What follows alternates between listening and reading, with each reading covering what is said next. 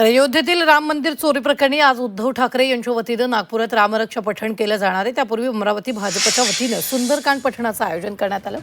यावेळी या कार्यक्रमात मोठ्या संख्येनं भारतीय जनता पार्टीचे कार्यकर्ते सहभागी झाले। भाजप आमदार प्रवीण पोटे यांनी उद्धव ठाकरेंवर जोरदार हल्ला चढवला, तर आदित्य ठाकरे यांची मिमिक्री करत खिल्लीही उडवलेली आहे।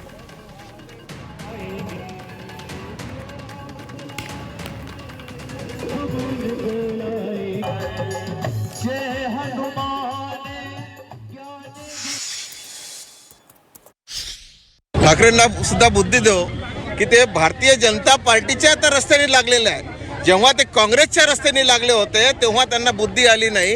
तेव्हा जेव्हा रामाचं त्या ठिकाणी आपण भूमिपूजनासाठी आपण स्थापना करण्यासाठी जेव्हा तिथे गेलो त्या ठिकाणी यांनी आपलं जाण्याचं टाळलं। उद्धवजीच्या सोबत उद्धवजीचा पोरगा सुद्धा पप्पांनी काही सांगितलं नाही, मला जे वाटतं ते सोडलो, अशी जी भूमिका होती ती येणाऱ्या काळात सुधरल्याशिवाय राहणार नाही।